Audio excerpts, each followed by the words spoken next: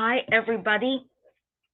Welcome to Positive Affirmations Tuesday, or Positive Affirmation Tuesdays, maybe. Today, we're going to talk about fear. And there's a lot of different,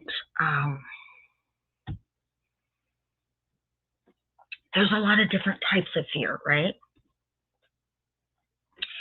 You can have fear of abandonment. You can have fear of relationships. You can have fear of failure. You can have fear of success. Whatever it is, it can be very debilitating. And I know that. I have different hang-ups and different levels of fear, from extreme to some things I think I've just gotten used to. But and I think fear is normal, and I think it's healthy, and I think sometimes it keeps us safe. But I also know that there's not a whole lot that can be gained when you're in the safe zone, right? When you're in the safe zone, you're not going to accomplish a whole lot either way. Yeah, you're not going to gain much. You're not going to lose much, but you might lose what you could have gained if you had just stepped out and pushed past it. And one thing that I've learned about some kinds of fears and anxiety is that much of what, and I'm talking about like the fear and anxiety that comes along with worry, and that is most of the worries that I've had in my life, most of the things that I've sat back and I've consciously worried about and lost sleep over and lost daylight over, much of those things never came to pass. It was just all way overblown in my head. And so sometimes that makes me wonder if my other fears are the same way. Is it just something that I've just blown up so big in my head that it's now become overwhelming and debilitating, to where it like the dragon is so big, I don't even want to step out of my hiding place, right? I'm just going to stay hidden. And I know I'm not. Men have fear. Women have fears. It's a natural, normal emotion. But when it stops you, from achieving something, or it keeps you in a situation or a place that's not healthy for you, we don't want to normalize that, right? Anybody else feel that way? Anybody else have that? Different kinds of fears.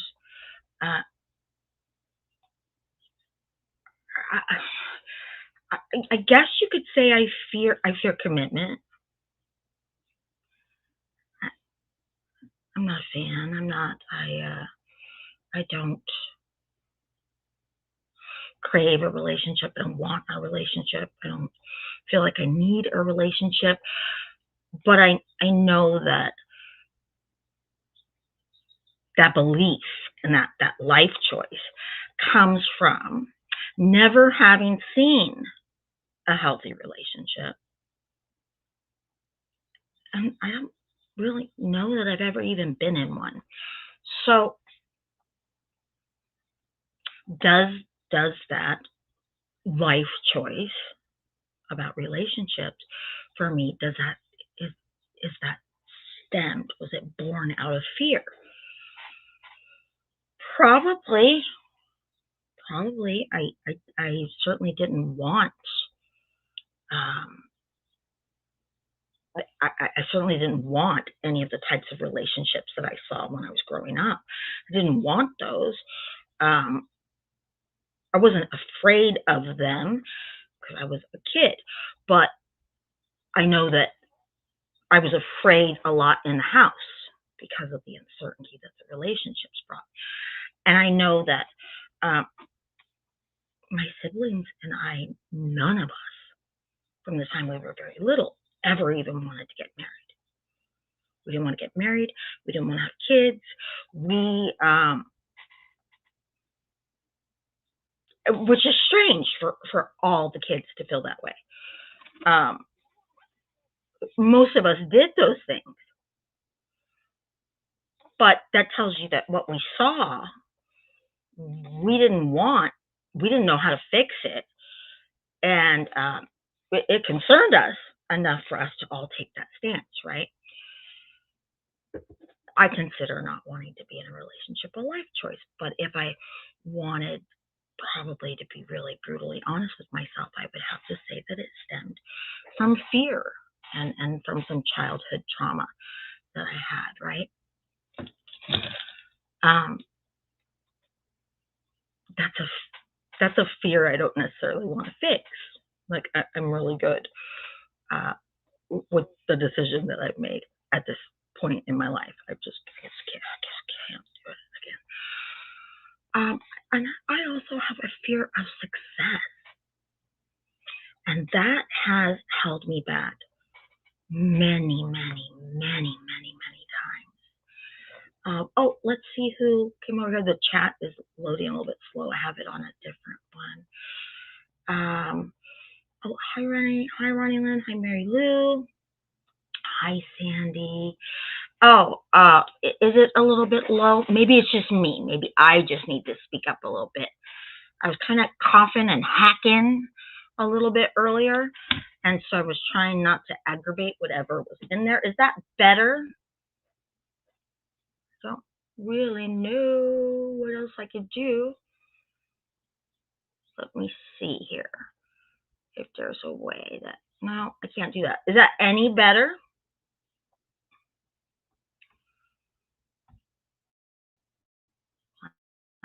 Let me try this. Oh, no, I don't think that's going to work. Is that better? Better. Okay, so see, it was just me. I just needed to speak up a little bit better. So now we fix that. And okay, Mary Lou says that she has a few fears, right? Sandy says my fear created agoraphobia, and I was basically a prisoner of my home for a few years, and still keeps me pretty isolated. Yeah, I think that for a while I bordered on agoraphobia. I just I didn't want to go out. It had huge anxiety about it. Um, and I think part of that was I couldn't control what happened outside of the house, right? I was kind of struggling to control what was going on inside of the house because I was in kind of a screwed up relationship. But outside of the house, I felt like really vulnerable, which I think would cause anxiety for anybody. Um, so I've definitely got, and at that time in my life, I was having legitimate panic attacks, which I'd never had before in my life, and didn't consider myself a pretty strong person, so didn't. I mean, they were so bad. I ended up in the emergency room, and because I had metal rods in my back, and I was convinced that the metal rods had shifted and were actually that was the pain and the pressure that I was feeling. And when they did all kinds of tests, and the doctor came back and said, "Yeah, I think that you're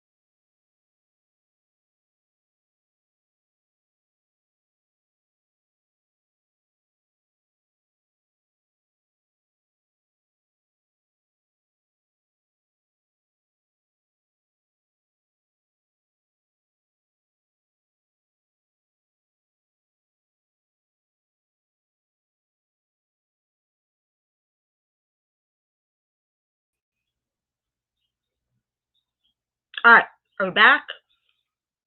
Sorry about that. And then I got a message from StreamYard that said, try again. Maybe we're having issues on our end, and so I don't know what it was. I can always, I guess, Bluetooth. Yeah, I know. I lost it here too, and I just had to wait until StreamYard rebooted and then fixed it as best as I could. Okay. Um, we're back. Yeah, we're back. So maybe we're back. Now I just lost it on my YouTube. Hopefully you guys can see that. So, anyways, and I also have. So anyway, the doctor comes into the ER and says, "Well, emergency room." And he goes, "Well, I think you were having a panic attack." And I said, "Oh, yeah, no, no, not me. I wouldn't have a panic attack." And she said, "Yeah, well, okay. Do me a favor, take this pill. Just take this pill, and I'll come back and see you in about 20 minutes." And I was like, "Okay, but it's not a panic attack." And I took the pill. It was a panic attack. And so I was either, going through more than I was acknowledging that was going on in my life, because of the relationship that I was in. I was in a weird place, and there was a lot of denial. Or I was in a semi good place, right? And the relationship was triggering me, and stuff was coming up. Some post trauma was coming up. But yeah, I went through panic attacks for a while, and um, that kind of brought on this borderline agoraphobia. I just did not want to leave the house. I didn't, and and I can still tend to kind of isolate like that, but it's not so much out of now. It's just because I'm old and I can have everything that I want and need delivered. There's very few times when I need to leave my house, and I like my house. So now it's maybe for a different reason. But back then, there was panic attacks and toxic relationships, and I just began to have just fear of people and outside. So I get that. Panic attacks are very strange, and that state of anxiety where there were days when I just felt this sense of impending doom, and it's not that there was anything wrong. Um, there wasn't really anything to be nervous about, but those days I felt like if anybody had like even knocked on the door, I would have jumped right out of my own skin. It's just this sense, right? That something bad. It was very unnerving. Since I live with those about constantly living in hypervigilance isn't fun. But luckily, lots of tools available now to cope. There are, and people are a lot more sensitive about it too as well. So, what I'm going to do is, for some reason, I'm obviously back in the studio today, but that meant bringing everything that I had up in my house down here, and I left my little positive affirmation card that I had picked out for today up there. But what I'm going to do is I have my two other books. Yeah, I don't have that card anywhere. I have my two books, and I'm going to read one out of the Language of Letting Go by Melanie Beatty because I love it, and I find her stuff really, well, I really resonate with it. Oh, thank you, Sandy. This is like just part of it. Like if I turn the camera any angle, you would just see a bunch of crazy stuff, right? And so, um, and then, of course, you can't turn it all the way to the back, but then back behind on the other side is where I tend to do the true crime stuff. So Christina says she doesn't go out because she has a fear of being physically comfortable or having, but fear is fear, right? Christina, fear is fear. Ronnie Lynn has medication that helps. And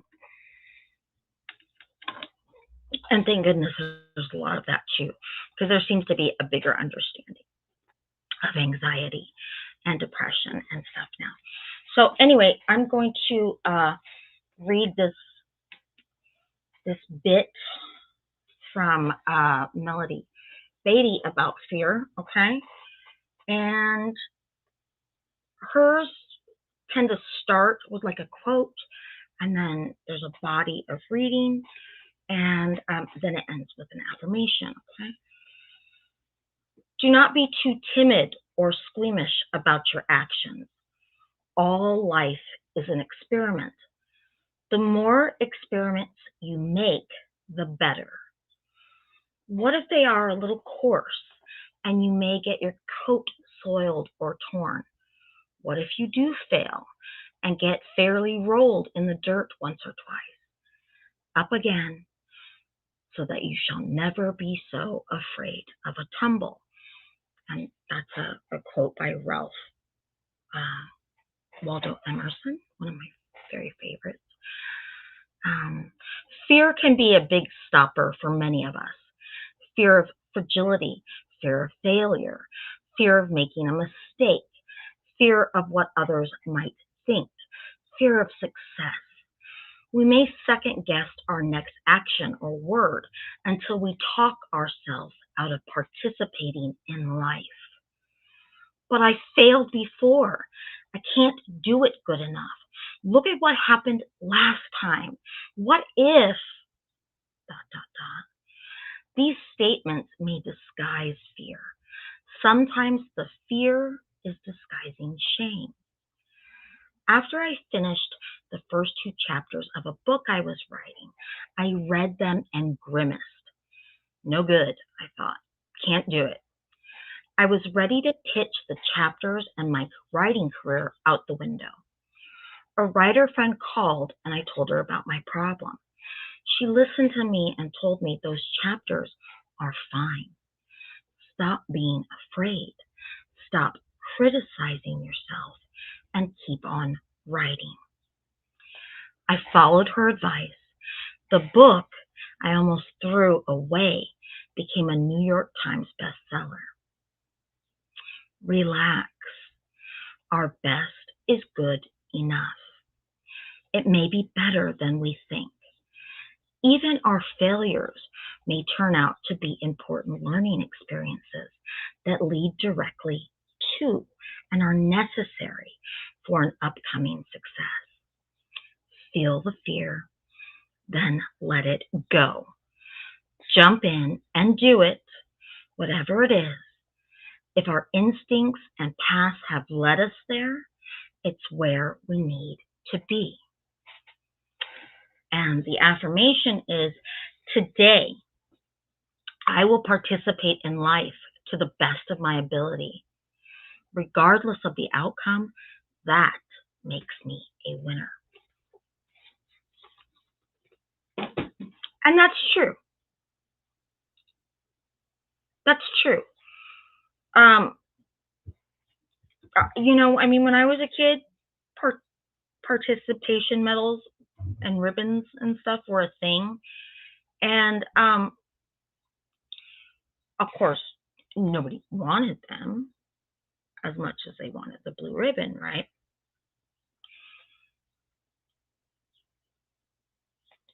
But the fact that you participated in whatever it was, that you were one of the 10% or 15% that participated in something while the other 85 and 90 or spectators.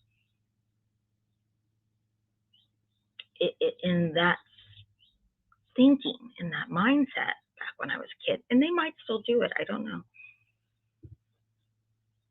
That made you worthy of recognition because the other people were too afraid to jump in and try. They were too afraid of and whatever it was, a talent show or some kind of um, little contest or a sport. Um, the fact that you jumped in and participated made you worthy of recognition. And it didn't matter if you won or you lost. You had the balls to get in there and do it. And so I like that affirmation that today, and just for today, because sometimes, honestly, that's all you can do is take it day by day, sometimes minute by minute, hour by hour. Today, I'll do my best. I'll participate. And that's going to be good enough, regardless of what comes of it, right?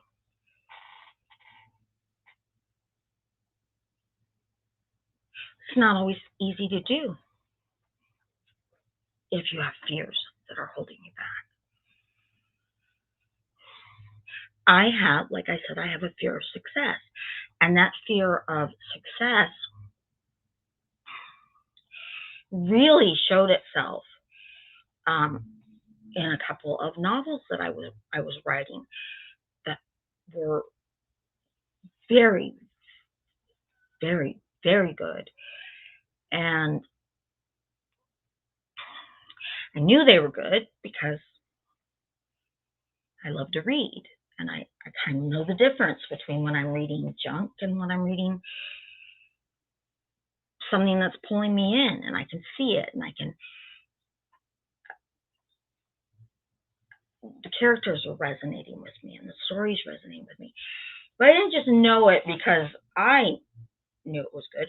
I knew it was good because it didn't matter who read it. A 45-year-old gay man, a 25-year-old single woman, a 38-year-old married single mother of two. They all loved it and felt the same way. So that told me that it had universal appeal. And that's a big thing. But my fear of success, my fear of being so vigilant about my privacy and my space and my time, and I was worried about. So I was worried about that. What would happen if it became this one book, and then there was another one? What would happen if they became really big deals? And what would happen to my privacy? And how would I know who was around me for me, or who was around me for the money, or the situation?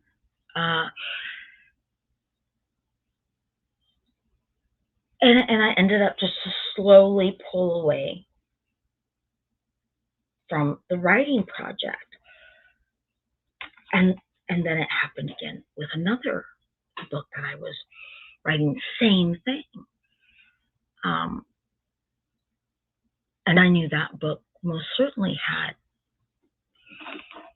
very good odds of becoming, somebody buying movie rights to it. And I knew that if that happened, I would obviously demand, part of it would be, I would want to be on set and make sure that the movie stayed as close to the book as possible. And again, internally, I went, ugh, God, I have to change everything. to insert myself in this other environment. And how I know, Hollywood and movie sets and things like that are all just full of yes people. And do I want people around me that are just saying yes because they're just doing that because of the money or the prestige or because they want to rub elbow? And again, I just went, no, I don't. I'm scared of that. I don't want it. I don't even want the success. And so I shelved that book. And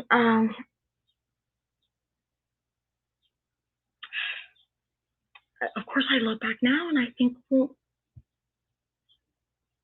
there would have been ways around all of that, right? But the fear was so big.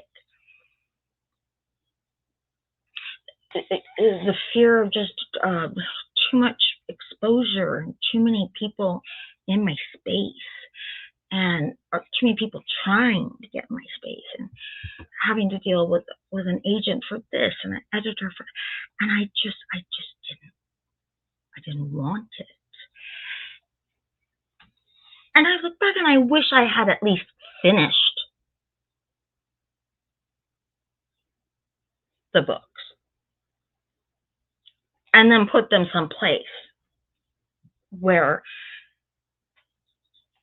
I could decide what to do with them later if I outgrew some of those fears. Because sometimes you can outgrow your fears, right? Hi, Sarah. How are you? Sometimes you can outgrow your fears. And so I wish I had completed them and just locked them away someplace and made up my mind what to do later. Because it's hard to make good decisions when you're scared. When you're coming from a place of fear. It's really hard to make good and rational decisions. And I was absolutely coming from a place of fear, so I probably wasn't making any decisions that were good or rational. I was making decisions that backed up where I wanted to stay because of the fear.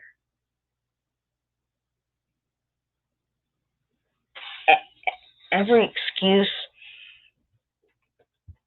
that I gave myself was an excuse that validated the position I was taking because of fear.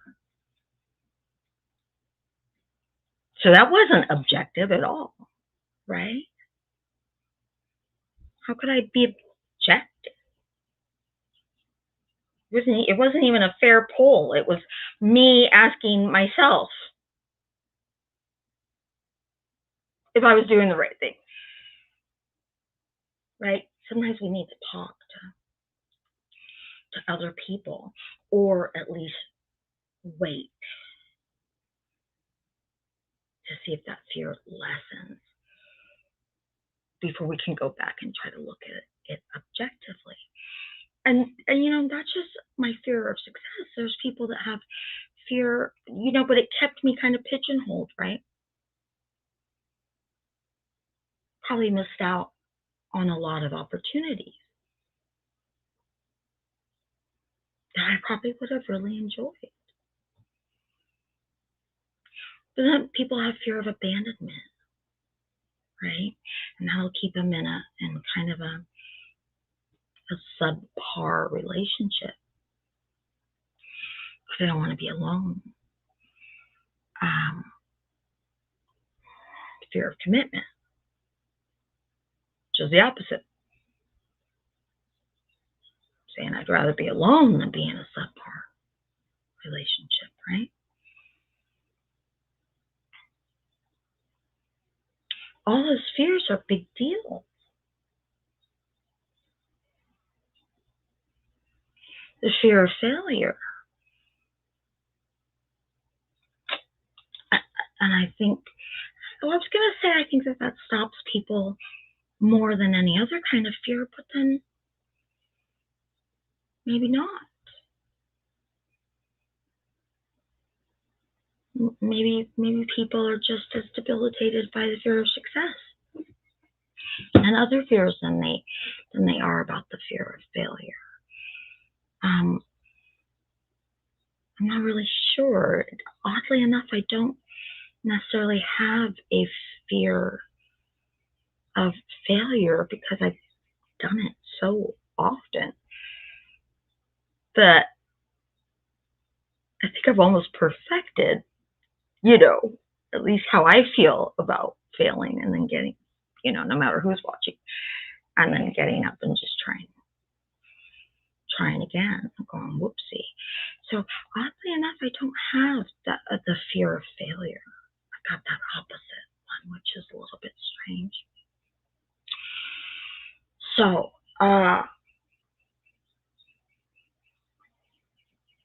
don't really see the chat moving too much. So I also have this other, this is a great little daily meditation book, and this is by Shaki Gowan. And if anybody did the couple creative visualization streams with me, gosh, I guess it's been at least a year and a half ago or more.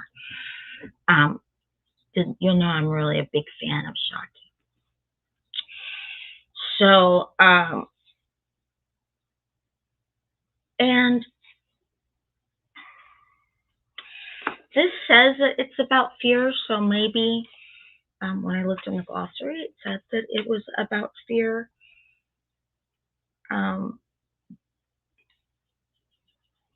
So let's see. It doesn't seem like an obvious one about fear to me, but let's see where it takes us, because sometimes these readings take the conversation to a place where it needed to go, right? And it's titled, "There Are Few Role Models." There are few good role models for those of us who are on a path of consciousness. There may be a number of people who modeled various aspects of what we want, but there are very few individuals who model true integration. We may not find any one role model who has all the qualities that we want. We may need to draw inspiration from many people who mirror the different parts of ourselves that we want to develop. We must realize that we are role models for one another and for those who are coming along on the journey a step or two behind us. And the affirmation is, I draw inspiration from many people and I seek to inspire many others. I think that's true, especially for a lot of us that are of a certain age. There wasn't a lot of talking about feelings and consciousness and awareness and acknowledging, boundaries. There wasn't a lot of talk like that when I was growing up. And a matter of fact, my great aunt was a lot older than me when I would talk to her even 20 years ago about some of this stuff. Her eyes would just like glaze over. Like she didn't get it at all, what I was trying to talk about. She kind of grew up where you just, in the age where you just sucked it up. You didn't talk about your feelings. You didn't whine about them. You didn't go on and on and on about it. You just got over it and you kept it moving, right? So she didn't get any of it. Her, when you got a divorce, it was over. There was nothing more that needed to be discussed or discovered about yourself or the other person. Wasn't any need to release anything and let it go because you signed the divorce papers, so get on with it. And she just didn't get it. And she certainly didn't get anything, about childhood traumas or anything like that.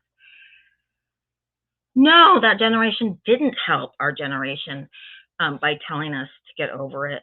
And I don't know if I think we've talked about before some of the things that weren't very helpful, that were typical things that I heard, right? Wipe that look off your face. We're not getting out of this car until you smile. Stop crying before I give you something to cry about. Are you insane? You already gave me something to cry about, which is why I'm crying, right? You just, it wasn't helpful. Um, and I don't know what changed between that generation and our generation. I don't know if it's some kind of a part of evolution or something. Um, but we weren't really having it. I mean, we sucked it up, right? But we didn't really let it go. And then for a lot of us, as soon as we were able to get out of the house and kind of breathe a little bit on our own, we were a lot more mindful of that kind of stuff. We talked about our feelings and stuff like, suck it up, buttercup. Yeah, I heard a lot of, stuff that, you know, wasn't really very positive or affirming. I'll tell you that. It just, you know, made me feel more convinced that there had been a baby switch at the hospital. I was I was really convinced of that one. Um, because I didn't know who these people were. They were not my people. They were not. They were not my people. We did not understand each other.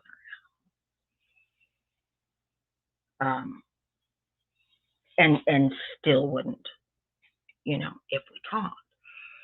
Um, Sandy said they were pretty broken in how to deal with feelings.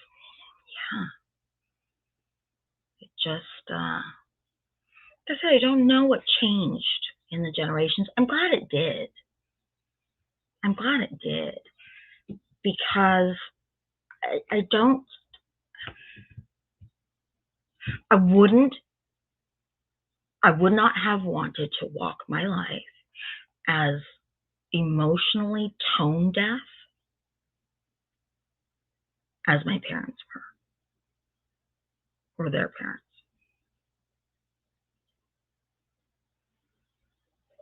There were just times I just wanted to like go up to them and go, hello, hello, is there anything going on in there?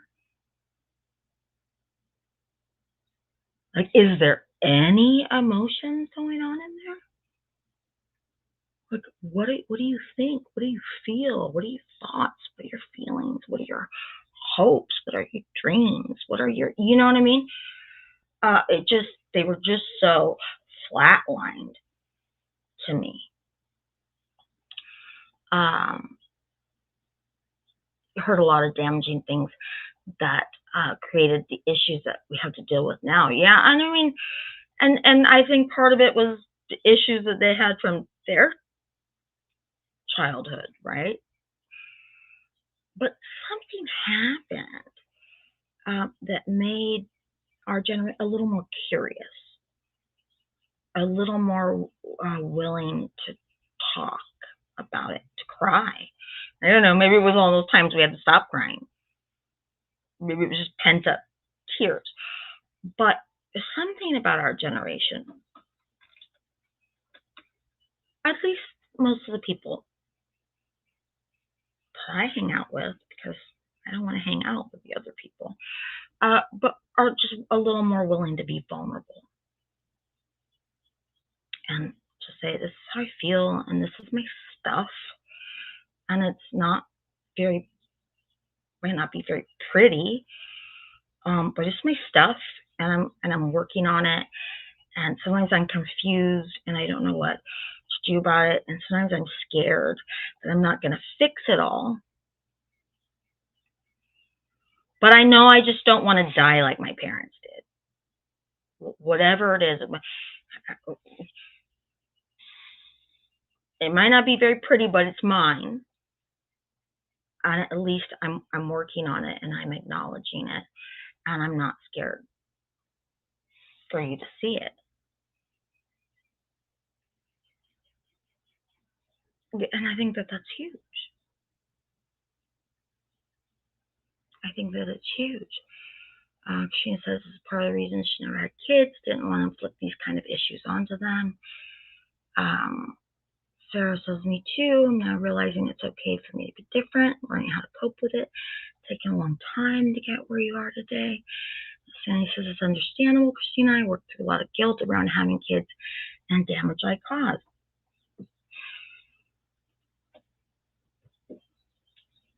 All really valid, and all things that I don't think that we would ever have heard our parents say or their parents say, right? I mean, I heard a lot of wait until you have kids of your own, then you'll understand. I heard a lot of that.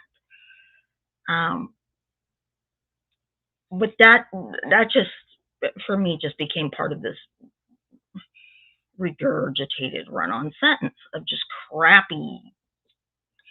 It's like a crappy umbrella statement that had I could poke all kinds of holes into it, but I didn't have a voice to say that's kind of bullshit. You're kind of making me feel like a burden, or I didn't have a voice to say. I would knock my fucking teeth across the room, right? And you could do it to your kids back then. You could beat them in the front yard.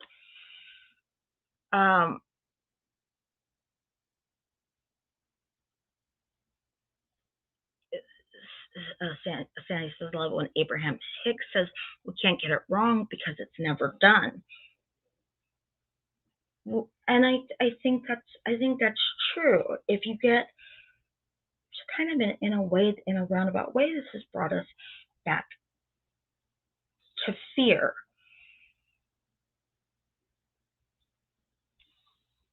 For some reason, we don't have, most of us, again, people I associate with, because I don't want to associate with the other ones. We don't seem to have a fear of talking about our vulnerabilities, talking about our stuff. We don't seem to have a fear of examining our stuff.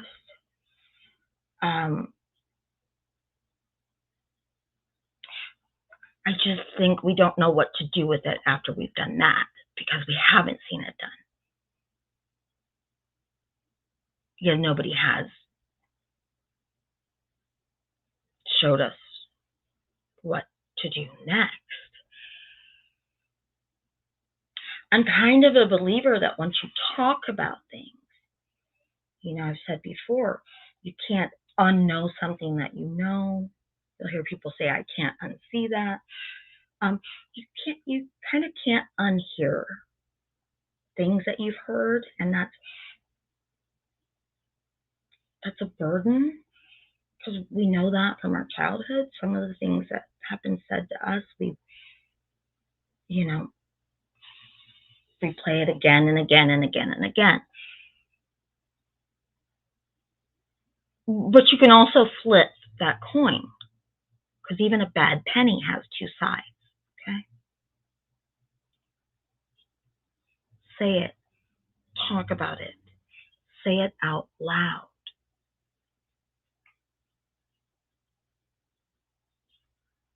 Say it out loud and hear it. Come back so that you can't unhear it. That's why affirmations are good. You know, I talk about how I've used Post-it notes before. And you can put them up on your bathroom mirror. You can put them,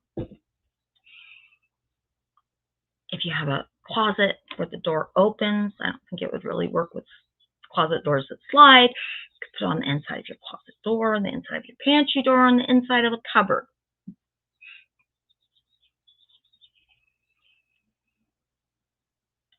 I had them in my laundry room once, in this really awesome little World War II cottage I lived in. The laundry room was separate. I had a bunch of affirmations in my laundry room. Um, one that said, like, change is good, because I resist change so much. Yes, say yes, right? I'm worthy. And so that just randomly I'd run into them again. And Post-it notes are little reminders, and they were little reminders for me. And some of the ones I had in my bathroom on the inside of the medicine cabinet. I would make sure that I said them aloud while I was looking in the mirror. I made eye contact with myself.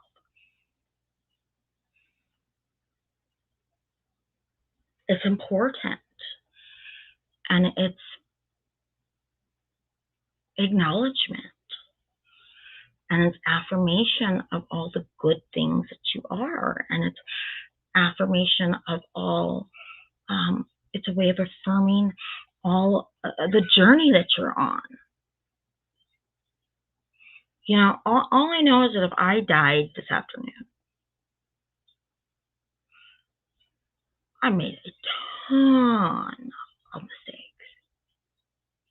Huge, huge, astronomical number. But I made a ton of progress.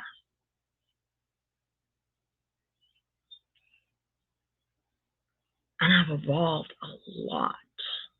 And I've owned up to when I've done stuff wrong. And I've gotten in tune with my feelings, to the point where now, even if I'm mad, I can say, I'm mad.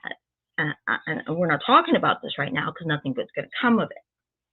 Right? That's growth. Trust me. From where I was 20 years old, which wasn't just, we're still not going to talk about it because I'm going to scream and yell and throw things.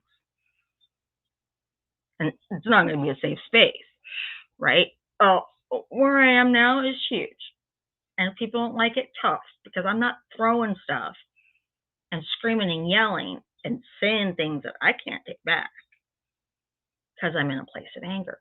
So if I died this afternoon, I've evolved. I'm not perfect. I don't know what that is. I'm never going to be perfect. Somebody's going to have a problem with what I do or how I am, how I act, what I say. But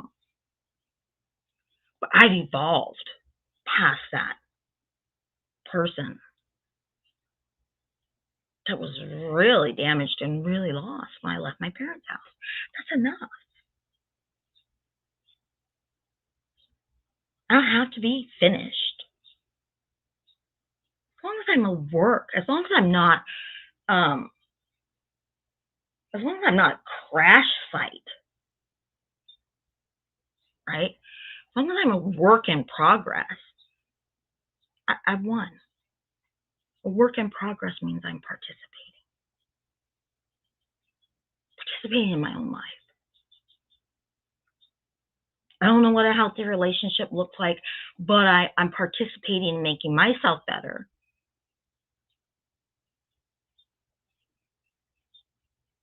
So the relationships I have are healthier than the ones I saw. That's good enough, right? Let's see. Oh boy, I gotta scroll up. Oops, sometimes I forget that I'm on my laptop and I keep trying to touch my screen like my phone. So he says she feels like she's never encountered a healthy, happy, non-dysfunctional family or relationship. I'm sure that, yeah, I'm positive that they exist someplace. And Christine says you never get it done. You can't get it wrong. Life's supposed to be fun. Creator, focusing mechanism here in the environment. It's very conducive to that. Rylan says it's frustrating. I can feel the confidence and the other messages for a while, and the feeling goes away, and you have to reaffirm again and again. Well, yeah, because you didn't learn your ABCs the first time that they were told to you.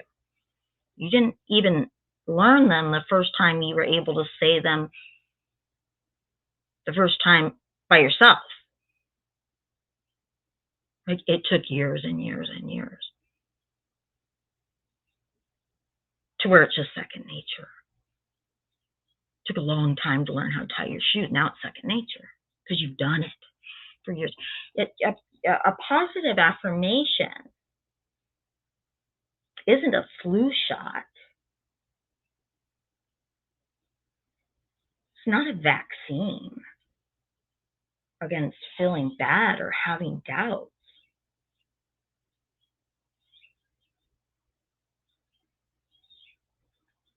It's a reminder that you're on a journey and you need to fill up your tank so you can get there. That's what an affirmation is.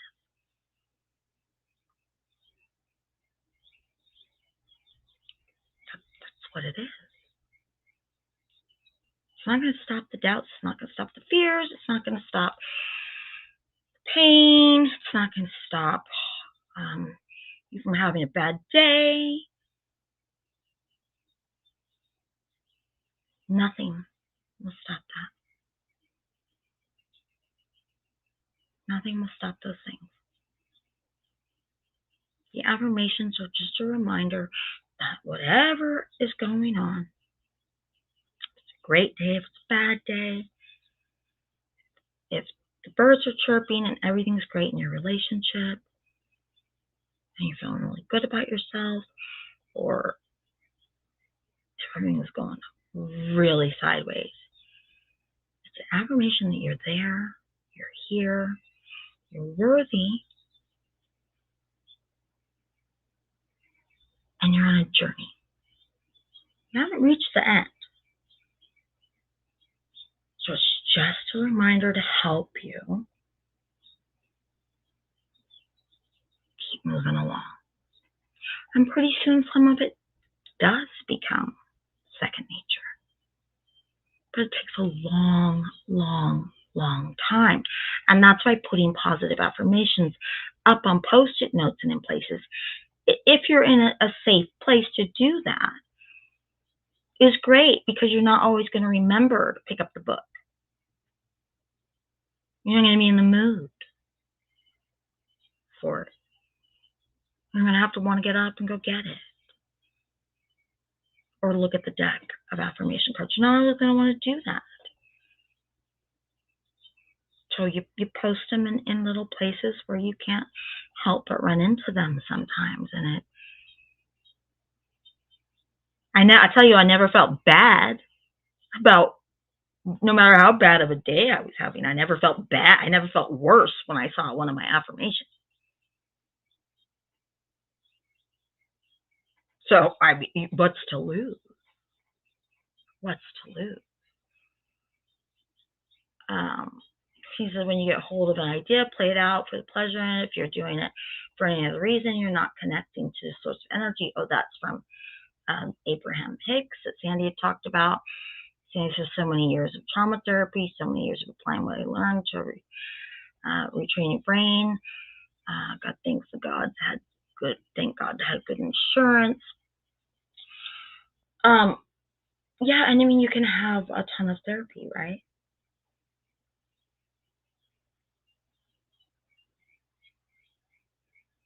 And if you don't find some way to make it applicable,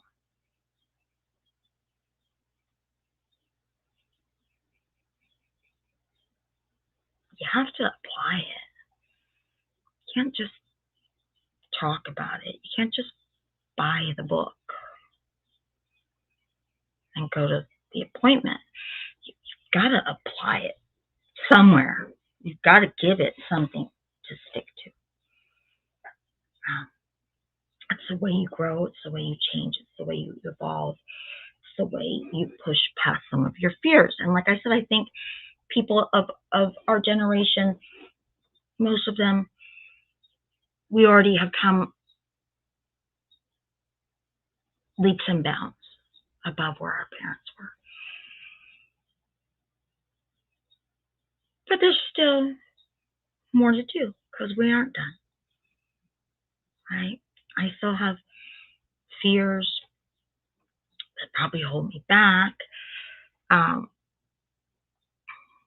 I still have a lot of things that I could do better. A lot, a lot, a lot, a lot, a lot, a lot, a lot, a lot. But I'm not going to get better at them by beating myself up or criticizing myself because that's what I grew up with, and that didn't work. That doesn't work. So for me, the affirmations work could be something else for you guys, but at least keep your mind open to all the possibilities because there's so many tools at our disposal now. From books to YouTube, to people on YouTube talking about this stuff, to people, to therapy, to groups, to online forums, to medication if you need them, to, I mean, my gosh, Barnes and Noble, I don't even know if they still have brick and mortar stores, but, the self-help aisle was a pretty big aisle. It was one of my favorites. And Care saw me in it. For me, the little affirmation and reminders are helpful. Like I said, they never made me feel bad when I saw them.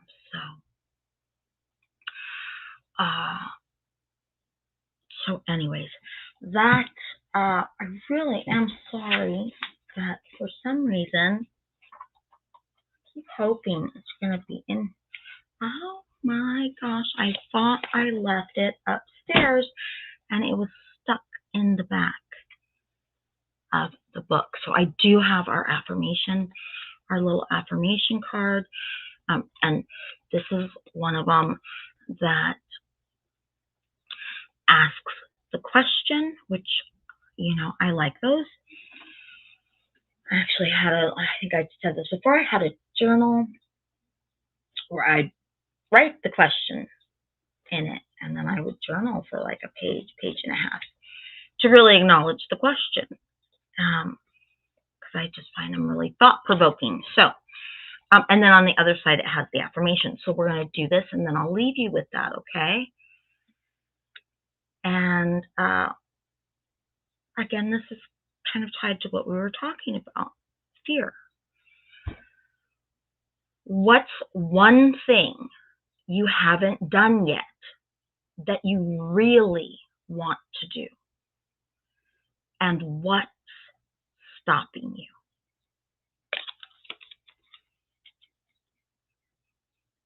If you want me to read it again, because if you want to write it down, I can. And give me a thumbs up if you want me to read it again. If I don't see a thumbs up, then I'll move on to the affirmation that's on the back. I would hold it up, but I think that they tend to, I don't know, is that showing backwards? I mean, it shows good for me. Let me see if I can see it on my other. I might be too close. I can't tell. hasn't come up on my tablet yet, so I don't know. Hopefully it's readable. Oh, good, because sometimes when I hold them up, they're backwards. They're like mirrored. Okay, and the affirmation says, I have full confidence in myself and my abilities. I can do all things that I commit myself to. Okay. Try to get it straight. Can you read it? I never know if I should get it closer, more back, or whatever. This one's a little bit lighter, I think, and a little bit smaller. So I will leave you with that. And believe that. Believe that. Have confidence in yourself and in your ability to overcome whatever fear you have in your life, whatever's holding you back. Listen, have confidence in your ability to overcome that. Maybe not today, maybe not this afternoon, but know that all you have to do is look back at your own life and all the things that you've overcome before. Things that you didn't think that you could overcome. Things that were just too big. And you did it. You're here. So you have the ability because you're a survivor. And you're smart and you're capable and you'll figure it out. You might go the roundabout way. You might take the long way with some detours. But believe that you're capable of figuring it out and overcoming whatever's holding you back. Believe in your strength, because without it, you wouldn't be here. Okay? So that's it. I'm going to leave you with that today. And thank you for coming. And I hope